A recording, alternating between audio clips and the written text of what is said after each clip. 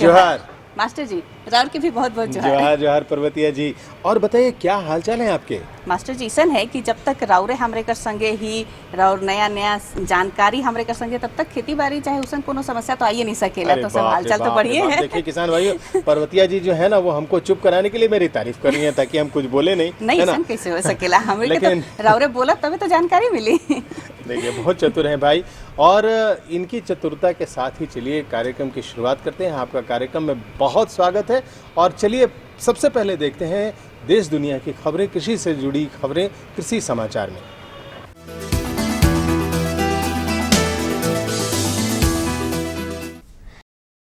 नमस्कार, कृषि समाचार में आपका स्वागत है। मैं हूं संयुक्ता।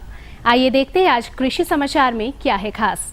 मत्स्य विभाग चला रही है मत्स्य पालक विकास अभिकरण योजना। मत्स्य जीरे का संचयन सुबह या शाम को ही करना बेहतर। पठारी इलाकों में बुआई के लिए उत्तम है रोटरी डिबलर। मत्स्य विभाग झारखंड द्वारा मछली पालकों के लिए चलाई जा रही कल्याणकारी योजनाओं में एक महत्वपूर्ण योजना है मत्स्य पालक विकास अभिकरण योजना यानी FFDA।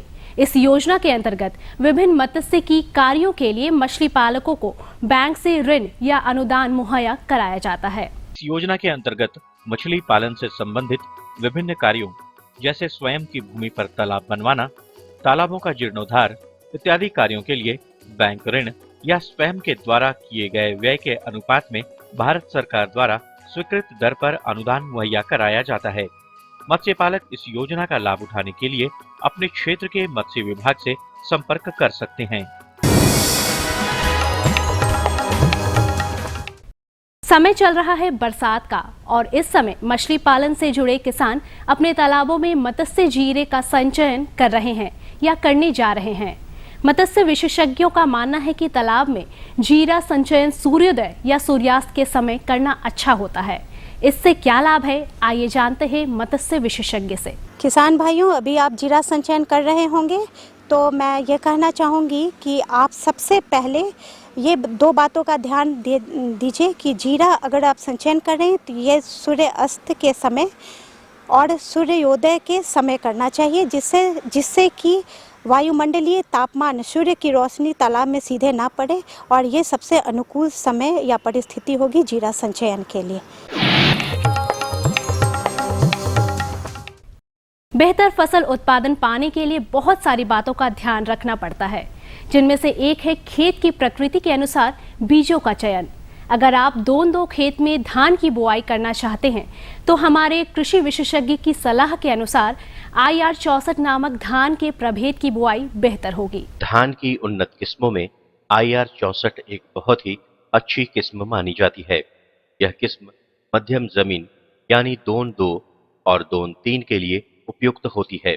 IR 64 लगभग 125 दिनों में तैयार हो जाती है। बुआई के उपरांत उचित कृषि कार्यों को करके प्रति हेक्टेयर लगभग 40 से 45 क्विंटल धान प्राप्त किया जा सकता है।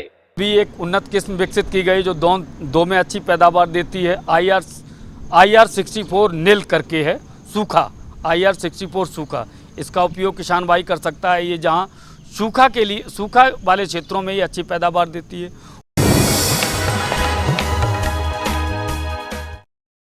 किसान भाइयों, हमारे राज्य में मक्का की खेती प्रमुखता से की जाती है और हर फसल की तरह मक्के की फसल में भी रोग व्याधियां लगती हैं। तो आइए आज के बेहतर तकनीक में जानते हैं कि मक्के की फसल में कौन कौन से प्रमुख रोग लगते हैं और किस प्रकार उसका निदान कर हम अच्छी और गुणवत्तापूर्ण फसल पा सके। झारखंड प्रदेश में मकई में मुख्यतः 2 रोग लगते हैं। उसका नाम है हेलमिंथोस्पोडियम लीफ ब्लाइट और सीथ ब्लाइट। तो हेलमिंथोस्पोडियम लीफ ब्लाइट का नियंत्रण के लिए कोंटाफ या हेक्साकोनाजोल 1 ml दवा प्रति लीटर पानी में घोलकर खड़ी फसल में छिड़काव करें। 8 से 10 दिन के अंतराल पर पुनः दूसरा छिड़काव करें। वो सीथ ब्लाइट के नियंत्रण के लिए जीनेब या मैंकोजेब 2.5 ग्राम दवा प्रति लीटर पानी में घोल पर 8 से 10 दिन के अंतराल पर 2 बार छिड़काव करें।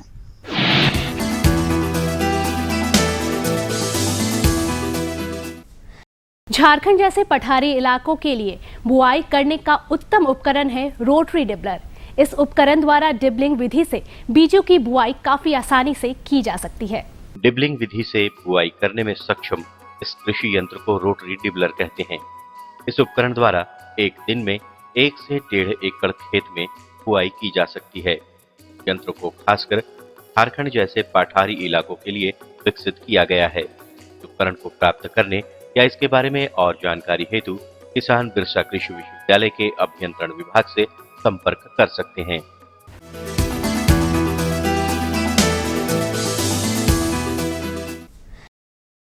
आज के हमारे सफल किसान ने खेती बाड़ी के पुराने तौर तरीके में बदलाव लाकर बदल ली अपनी जिंदगी। तो आइए मिलते हैं इन सफल किसान से। इन्होंने अपनी पुश्तैनी काम खेती बाड़ी को अपने मेहनत और सूझबूझ के दम पर बखूबी आगे बढ़ाया। इन्हें अनाजों के साथ सब्जियों की खेती करने में समान रूप से महारत हासिल है, तभी अपने क्षेत्र के सफलतम किसानों में सबसे आगे माने जाते हैं। हम सब किस्म कर खेती करीला, धान, मकई, मड़ुआ, गेहूँ सब किस्म कर, और खेती करके आज बहुत ढंग से हमार छुआ पुता मन पढ़ना है। कि हमार 4 गो बेटा 4 गो बेटी हैं, 4 बेटी कर शादी कर ली। अब बाचल बेटा 2 गो भाई हैं, 2 गो बेटों कर शादी कर ली। बढ़िया ढंग से सब पढ़त लिखत हैं, गाड़ी छकड़ा ले ली, गाड़ी छकड़ा चलात हैं। सब कोई खेती बाड़ी करूँ, नगर सुंदर एकन, और ये झारखंड के आनंद से गिन चलाओ। जय जोहार। और अब एक नजर राज्य के कुछ प्रमुख शहरों के मौसम के मिजाज पर। आज राज्य के कुछ प्रमुख शहरों के तापमान इस प्रकार दर्ज किए गए। रांची अधिकतम 27 डिग्री सेल्सियस और न्यूनतम 21 डिग्री सेल्सियस। देवघर अधिकतम 30 डिग्री सेल्सियस और न्यूनतम 23 डिग्री सेल्सियस। दुमका अधिकतम 32 डिग्री सेल्सियस और न्यूनतम 25 डिग्री सेल्सियस। गोड्डा अधिकतम 32 डिग्री सेल्सियस और न्यूनतम 26 डिग्री सेल्सियस। चाईबासा अधिकतम 30 डिग्री सेल्सियस और न्यूनतम 24 डिग्री सेल्सियस। और हजारीबाग का तापमान अधिकतम 28 डिग्री सेल्सियस और न्यूनतम 20 डिग्री सेल्सियस रहा।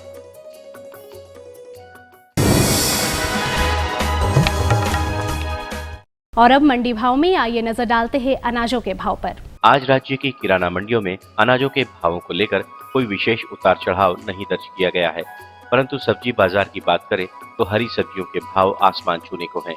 आलू और प्याज के दाम तो बढ़े ही हैं, टमाटर उपभोक्ताओं की पहुंच से बाहर हो रहा है। वहीं आज बिके कुछ प्रमुख अनाजों के भावों पर नजर डालें तो इस प्रकार रही। चावल मोटा न्यूनतम 1500 रुपए से लेकर अधिकतम 2300 रुपए। चावल मध्यम न्यूनतम 2200 रुपए से लेकर अधिकतम 2400 रुपए। गेहूँ न्यूनतम 1600 रुपए से लेकर अधिकतम 1700 रुपए। दाल अरहर न्यूनतम 5550 रुपए से लेकर अधिकतम 7300 रुपए। दाल मसूर न्यूनतम 4400 रुपए से लेकर अधिकतम 5650 रुपए। दाल चना न्यूनतम 3400 रुपए से लेकर अधिकतम 4700 रुपए। सरसों तेल न्यूनतम 8500 रुपए से लेकर अधिकतम 9800 रुपए। आलू न्यूनतम 1800 रुपए से लेकर अधिकतम 2200 रुपए और प्याज न्यूनतम 2200 रुपए से लेकर अधिकतम 2500 रुपए प्रति क्विंटल रहा। कृषि समाचार में आज इतना ही। अगले दिन अगले अंक में फिर मुलाकात होगी कुछ ताजा तरीन खबरों के साथ। तब तक के लिए दीजिए इजाजत। नमस्कार, जोहार।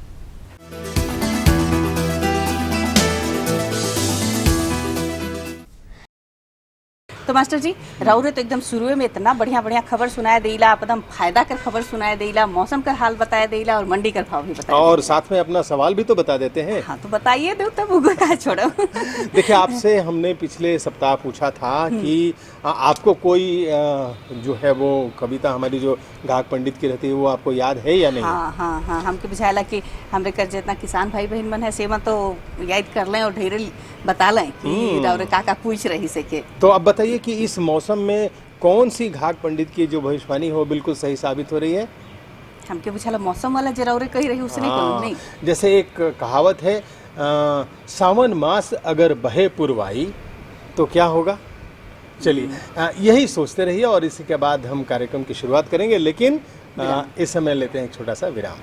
ये लो और बताओ। बस। अरे ये क्या भैया जी, बस इतनी सी रासायनिक खाद? किसानी छोड़ रहे हो क्या? किसानी नहीं, नादानी छोड़ रहे हैं। मिट्टी की जांच कराई है।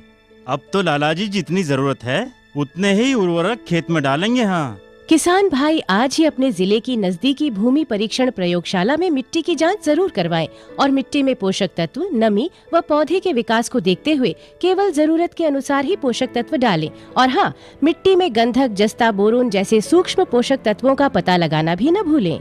उर्वरक और जैविक खाद के सही उपयोग से भूमि का उपजाऊपन बनाए रखें, उत्पादकता बढ़ाएं, खर्चा घटाएं और बहुमूल्य विदेशी मुद्रा बचाने में भी सहयोग दें। और हाँ, धीमी गति से नाइट्रोजन उपलब्ध कराने वाले उर्वरकों जैसे नीम लेपित यूरिया को प्राथमिकता दें और यूरिया का पत्तों पर छिड़काव करें। अरे वाह, तू तो सचमुच समझदार हो गया रे। अधिक जानकारी के लिए संपर्क करें जिला कृषि अधिकारी या किसान कॉल सेंटर। विराम कर बाद एक बार सब देखवैया मनक फिर से बहुत बहुत स्वागत है। हाँ, तो पर्वतिया जी, आपके सवाल का भी स्वागत है। हाँ मास्टर जी, उकर तो सबकर से ज़्यादा जरूरत रहेला कि रौरे से उकर जवाब जाने पारो। असल हम पूछे खोजत रही कि जे खन किसान मने खेत में मकई लगाए लाइक हैं, तो उ मन के उकर रोग से सामना करे पड़ी निश्चित है। बिल्कुल, तो उकर बचाव कैसे करल जाए, उके चिन्हल कैसे जाए, माने कि का कहना उकर लक्षण का होई, से बारे बहुत सही बात है, बहुत सही बात है। देखिए किसान भाई, आप जानते हैं कि जो मक्के की फसल है, खास करके ऐसा मौसम जब लगातार बारिश नहीं हो रही है और रुक रुक करके बारिश हो रही है, बादल छाए रह रहे हैं, तो ऐसे में कई प्रकार के रोग हमारे मक्के की फसल में लग जाते हैं। तो ये रोग कैसे पहचानेंगे आप और कैसे इनका बचाव करेंगे, चलिए इसकी जानकारी लेते हैं अपने विशेषज्ञ डॉक्टर सुशील झा सुमन से। किसान भाइयों नमस्कार, कृषि दर्शन के इस कार्यक्रम में आपका स्वागत है। किसान भाइयों, कृषि दर्शन की टीम आज बिरसा कृषि विश्वविद्यालय रांची आई है, जहां आज हम बात करेंगे मकई में लगने वाले मुख्य रोग, लक्षण एवं नियंत्रण के बारे में। इस विषय पर जानकारी देने के लिए आज हमारे साथ है यहीं के वैज्ञानिक डॉक्टर सुशील झा सुमन। आइए इनका स्वागत करते हैं। डॉक्टर साहब, आपका हमारे इस कार्यक्रम में स्वागत है। स्वागत है। जोहार किसान भाई। डॉक्टर साहब, जैसा कि आज का विषय हमने चुना है मकई में लगने वाले मुख्य रोग एवं उसके लक्षण नियंत्रण के बारे में, तो आप हमारे किसान भाइयों को बताएं कि मकई में कौन कौन से मुख्य रोग होते हैं। हाँ, मैं किसान भाइयों को बताना चाह रहा हूँ, जो मकई में लगभग 10 से 12 तरह के रोग लगते हैं, लेकिन झारखंड प्रदेश में 2 मुख्य रोग हैं जिनका मैं बाद में बताऊंगा, लेकिन जो कभी कभी 5-6 रोग लगते हैं उनका नाम बता रहा हूं। जो पहला रोग जो है हेलिमिन्थोस्पोडियम लीफ ब्लाइट, दूसरा रोग है शीथ ब्लाइट, तीसरा रोग है बीज सड़न, तना सड़न, मृदोरिमिल आसिता रोग, रतुआ रोग, ये सब मुख्य आते हैं, मुख्य रोग में आते हैं। लेकिन मैं 2 मुख्य रोग के बारे में एक एक करके बताना चाहूँगा किसान भाइयों को। वो मुख्य रोग जो है, पहला है हेलिमिन्थोस्पोडियम लीफ ब्लाइट या धारीदार झुलसा लोग कहते हैं। इस रोग का मैं मुख्य लक्षण बता रहा हूँ। जो पत्तियों पर नौक के आकार के गहरे नीले रंग से पुआल के रंग के धब्बे बनते हैं, जिनके बीच का भाग धूसर रंग का होता है और परिधि पर किनारे पर गहरी पट्टी भूरे रंग के बनते हैं। ये रोग का मुख्य लक्षण है। ये पत्तियां पर में ये धब्बे आपस में मिलकर के पत्तियों को सुखा देते हैं, जिससे उपज में कमी आ जाती है। और लगभग 10 से अनुसंधान के क्रम में पाया गया है, जो 10 से 30% की कमी उपज में रोग के कारण भी होता है। और इसका नियंत्रण के लिए किसान भाइयों को जो हेक्साकोनाजोल 1 लीटर प्रति हेक्टेयर के दर से छिड़काव करना चाहिए। जब हम बीज बोते हैं, ये खड़ी फसल में जब रोग लगता है, तब हम इसका अनुशंसा करते हैं। जब हम बीज को बोते हैं, जो मक्का बीज को बोते हैं, उस समय थीरम 3 ग्राम प्रति किलोग्राम बीज के दर से बीजों को उपचार करना चाहिए, या 2.5 ग्राम कैप्टन प्रति किलोग्राम बीज के दर से बीजोपचार करके लगाने से रोग की तीव्रता, रोग की संभावना कम हो जाती है। और किसान भाइयों को सलाह देता हूं, जो हमेशा जो है सर्टिफाइड सीड, प्रमाणित सीड का ही प्रयोग करना चाहिए। गर्मी में खेत की गहरी जुताई करनी चाहिए और खेत में कंपोस्ट की सड़ी हुई खाद ज़्यादा मात्रा में डालना चाहिए। अब हम आपसे जानना चाहेंगे कि जो शुरुआती लक्षण होते हैं उसमें अगर 1-2 पौधे में लग गए हैं तो उसकी रोकथाम के लिए किसान भाई क्या उपाय करें? वही ये 1-2 पौधे में लगे या किसी और ज़्यादा पौधे में लगे तो उसका यही है, जो हेक्साकोनाजोल जो बोलते हैं कोंट्राफ के नाम से बाज़ार में मिलता है, वही है 1 मिलीलीटर दवा प्रति लीटर पानी में घोलकर इसका छिड़काव करना चाहिए। छिड़काव की क्या समय होनी चाहिए? क्या ये किसी भी टाइम किया जा सकता है या छिड़काव जनरली हम किसान भाइयों को हम लोग सलाह देते हैं जो छिड़काव उल्टी बेला में 3-4 बजे के बाद ही करना चाहिए और मौसम को देखते हुए, मौसम की स्थिति बादल को देखते हुए करना चाहिए। और अभी के दिन में किसान भाइयों को सलाह दे रहा हूँ, जब भी छिड़काव कोई भी छिड़काव करें कीट नियंत्रण के लिए या रोग के नियंत्रण के लिए, तो उसमें सेंडोविट या टीपोल आधा ml दवा प्रति लीटर पानी में मिला देना चाहिए। जिससे होता है कि वर्षा भी हल्की फुल्की होती है तो दवा की मात्रा जो है वो उसमें चिपका हुआ रहता है और वो धुलता नहीं है। डॉक्टर साहब, यहाँ आप एक रोग का नाम ले रहे थे, शीथ ब्लाइट। ये रोग क्या होती है और इसके प्रमुख लक्षण क्या है? हाँ, ये शीथ ब्लाइट जो है झारखंड प्रदेश में ये पाया जाता है। जो पौधे जब 30 से 35 दिन के होते हैं तब इस रोग का प्रकोप होता है। और किसान भाइयों को मैं बताना चाह रहा हूँ, जो इसका मुख्य लक्षण जो है, जो पत्तियों के आधार पर और भुट्टों के छिलकों पर में कत्थई रंग के नीले, हल्का नीले से कत्थई रंग के धब्बे बनते हैं और जिसकी परिधि जो है गहरे भूरे रंग की होती है और बीच में दूसरा रंग का या राख रंग का धब्बा बनता है और धीरे धीरे ये धब्बे आपस में मिल कर के बड़े होते हैं और पूरी पत्तियां और सूख जाती हैं और भुट्टे का रंग बदरंग हो जाता है, दाना का रंग बदरंग हो जाता है। ये शीथ ब्लाइट का मुख्य लक्षण है। इसके नियंत्रण के लिए मैं किसान भाइयों को बताना चाह रहा हूँ, जो जब ये रोग खड़ी फसल में ये रोग लगता है तो उस समय मैंकोजेब 2.5 किलोग्राम प्रति हेक्टेयर की दर से छिड़काव करना चाहिए। मैंकोजेब जिसको बाजारू नाम है इंडोफिल M45 या जीनेब इंडोफिल Z78, ये दवा जो है ये छिड़काव उसका भी 2.5 ग्राम दवा प्रति लीटर पानी में घोलकर छिड़काव करने से इस रोग की तीव्रता कम हो जाती है। तो देखा किसान भाइयों, डॉक्टर साहब ने कितनी अच्छी जानकारी दी मकई में लगने वाले मुख्य रोग, उसके नियंत्रण एवं लक्षण के बारे में। डॉक्टर साहब, आप हमारे इस कार्यक्रम में इसके लिए आपका बहुत बहुत धन्यवाद। धन्यवाद किसान भाई, जोहार। तो पर्वतीय जी, कैसी लगी आपको ये जानकारी? मास्टर जी, ये जो हमरे कर विशेषज्ञ रहे सुमन जी तो बड़ा बढ़िया से बता दिले और हमके बुझाला कि अगर हमरे कर किसान भाई बहन मन तनी सुन ध्यान देवे होले मकई के बड़ा बढ़िया फसल ले सकबे। बिल्कुल बिल्कुल। तो आप बताइए कि आपने हमारे सवाल का जवाब सोचा या नहीं? हाँ, वो का पुरवैया का तो कहली सावन वाला नहीं। अच्छा सोचा थी। तब तक आप रौरे एगो और कीट वाला समस्या जो है से कर बारे में तनी सुन बताए। अच्छा, ये कौन सी समस्या है बताइए। ऐसा है मास्टर जी कि खेत में एखन गोभी का फसल मन लागल है। अच्छा। हाँ, तो उकर में भी तो कीट का तो बहुत ज़्यादा दिक्कत होए लगे। तो भाई सही बात है, बिल्कुल सही बात है किसान भाइयों। ऐसा है कि जो गोभी प्रजाति की फसलें हैं, खास करके आप जानते हैं कि उसमें कीटों का प्रकोप बहुत ज़्यादा होता है। खास करके फूल गोभी में तो बहुत ही ज़्यादा प्रकोप होता है। तो हम कई बार बहुत ज़्यादा उसमें दवाओं का प्रयोग कर लेते हैं। तो कैसे आप इनसे बचाव करेंगे, कितनी मात्रा में दवाएं देंगे, क्या क्या आपको इसके लिए सावधानी बरतना चाहिए, चलिए इसके बारे में जानकारी हासिल करते हैं अपने विशेषज्ञ डॉक्टर देवेंद्र प्रसाद से। नमस्कार किसान भाइयों, आज के कृषि दर्शन कार्यक्रम में आप सभी का स्वागत है। आज हम लोग बिरसा कृषि विद्यालय के प्रांगण में आए हुए हैं, जहाँ के वैज्ञानिक हैं डॉक्टर देवेंद्र प्रसाद, जो कीट विज्ञान विभाग में अध्यक्ष हैं। तो डॉक्टर साहब से हम लोग आज जानकारी हासिल करेंगे गोभी वर्गीय फसलों में कौन कौन से कीट होते हैं और इसके बचाव क्या क्या हैं। तो चलिए डॉक्टर साहब से इस विषय पर विशेष जानकारी करें। डॉक्टर साहब, आप यहाँ आए हैं, इसके लिए आपका बहुत बहुत स्वागत है। नमस्कार। तो सबसे पहले हमारे किसान भाइयों को ये बताएं कि ये जो गोभी वर्गीय फसल में कौन कौन से कीट प्रमुख होते हैं। आपने प्रश्न बहुत अच्छा किया है और ये बरसात के मौसम में कीड़े मकोड़े की संख्या अधिक हो जाती है। फसल चाहे गोभी हो, बंधा गोभी हो, उसमें सबसे प्रमुख है गोभी का पतंगा। उसके अलावे सेमी लूपर और चित्रित बग इस समय इसकी प्रमुखता देखी जाती है।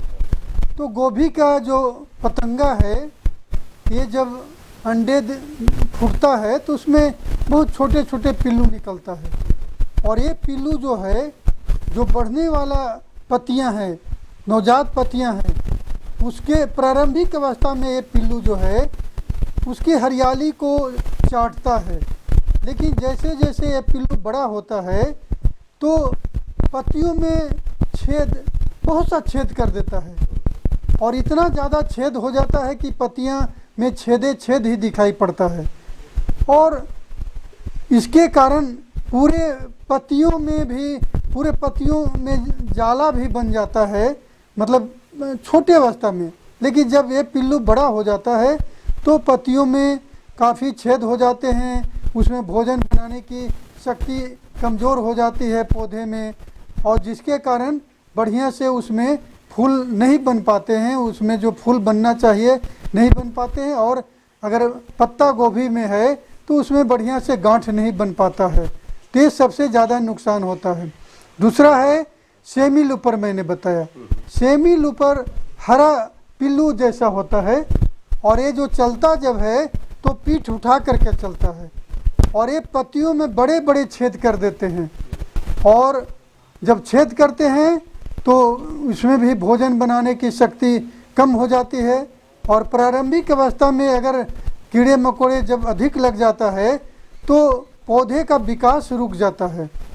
इसके अलावे जैसे चित्रित बग है, कभी कभी चित्रित बग का प्रकोप बहुत ज़्यादा जब हो जाता है, ये चित्रित बग जो है वो पत्तियों का रस चूसते हैं, और रस चूसने के कारण पत्तियों का विकास नहीं हो पाता है, पत्तियां बाद में सूख जाती है।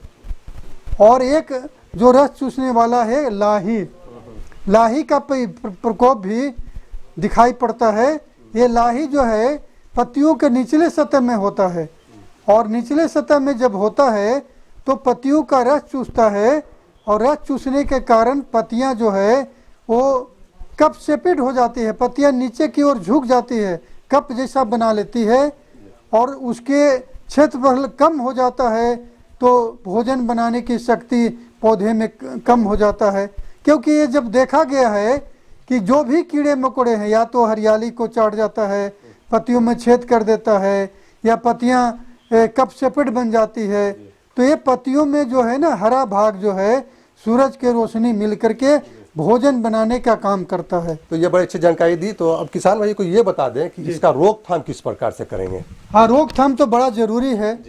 रोकथाम करने के लिए मैं जैविक कीटनाशक पर ज़्यादा अधिक जोर दे रहा हूँ, क्योंकि चूंकि जैविक कीटनाशक है वो सुरक्षित कीटनाशक है, किसी भी तरह का जो हमारा स्वास्थ्य पर कोई बुरा प्रभाव नहीं करता है। तो प्रारंभिक अवस्था में जब ये गोभी, वर्गीय फसल गोभी हो, बंधा गोभी हो, जो भी मतलब उसमें आता है, तो अगर करीब करीब 15 से 20 दिन के अंदर जब पौधा हो जाता है तो उसमें हम लोग प्रारंभिक अवस्था में एक दवा जो बना बनाया आता है, जैसे बाजार में हाल्ट के नाम से मिलता है, हाल्ट या बीटी या फिर बायोलेप, तो अगर इसमें कोई भी दवा अगर मिलता है, या बायोबिट, इसकी मात्रा 1.5 से 2 ग्राम प्रति लीटर पानी में घोल बना करके पहला छिड़काव करीब करीब 15 से 20 दिन के अंदर पर